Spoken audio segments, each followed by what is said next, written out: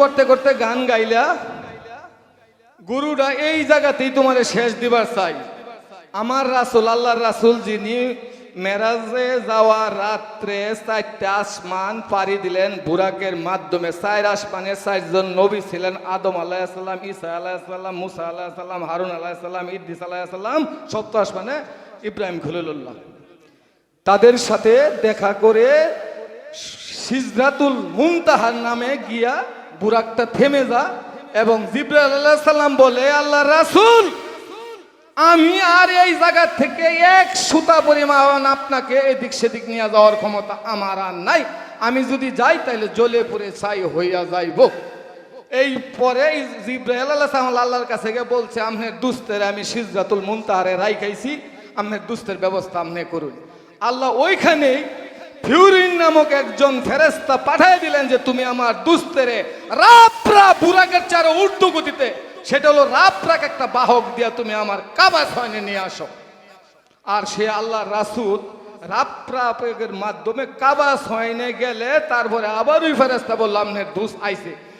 আমার আরশ মহল্লায় অর্থাৎ আমার জান্নাতের সর্বশ্রেষ্ঠ যে পর্দাটা আছে এই পর্দাটা ডেকে দেও, আমি আমার দুস্তের সাথে কিছু কথা বলবো, তারপর হবে তার সাথে আমার দেখা। হিজবুত নামক পর্দা দিয়া যখন ডেকে দিলেন, আল্লাহর রাসূল আল্লাহকে সালাম দিলেন, প্রতি উত্তরে বললেন, হে আমার দুস্ত তুমি কি কোনো বায়াত হয়ে এসেছো? আমি আবার বায়াত হইলাম কাটটায়। তোমার চোখ দুটি বন্ধ করো, আমি সংক্ষেপে বলতেছি, তোমার চোখ দুটি বন্ধ করো আর একটা আদ দাও। চোখটা বন্ধ করে যখন একটা আদ দিল, পরে কইছে চোখটা খোলো। আল্লাহ রাসূল দেখতে পাইল উনি এক হাত দিয়া আরেক হাত ধরে রেখেছে। এখানে বোঝা গেছে তাগর দুই দুস্তের মধ্যে একটা প্রীতি হয়েছে, কারণ আল্লাহর হাত মানে রাসূলের হাত, রাসূলের হাত মানে আল্লাহর হাত। ওইখান থেকে আওয়াজ সময় কি দিব কইলো, তোমার উম্মতের লাগে একটা কিছু লয়ে যাও, 50 ওয়াক্ত নামাজ আমি দিয়ে দিলাম।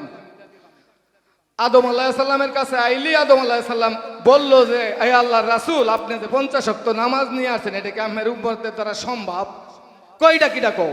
আবার যেত, এইভাবে যেতে যেতে উনি 9 বার গেলেন, 45 ওয়াক্ত নামাজ মাফ করালেন এবং আল্লাহ বললেন যে, হে আমার দোস্ত তুমি আর কিছু কইরো না, তোমার কথাও ঠিক থাক আমার কথাও ঠিক থাক, লাইলে আমার কথা মিথ্যা হয়ে যাবে, দলিল মিথ্যা হয়ে যাবে। কোনো মানুষ যদি সহি শুদ্ধ পাবে 5 ওয়াক্ত নামাজ আদায় করে, আমি তার আমল নামায় 50 ওয়াক্ত নামাজের সব লিখে দিব।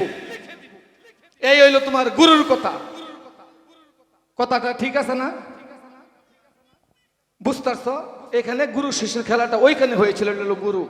আর তুমি যে পরে যে প্রশ্নগুলি করছো এইটা রশিদ বাউলে কইছে, আমার সোনার গাঙ্গে লুনা প্রাণী প্রেমিক যারা নাও চালাই রে, আমার মতো রসিক যারা নাও চালাই। যে রসিক হইতে পারে সেই নাও চালাইতে পারে, যে পারে। এই জন্য কবি বলেছে, তুমি যাইও নিয়ে আইসো কিন্তু দিয়ে আইসো না, তাইলে তুমি ব্যর্থ প্রেমিক। কথা শেষ। সোনার বাংলাদেশ। এখন আপনাদের মাঝে গান পরিবেশন করবেন শিল্পী সরকার।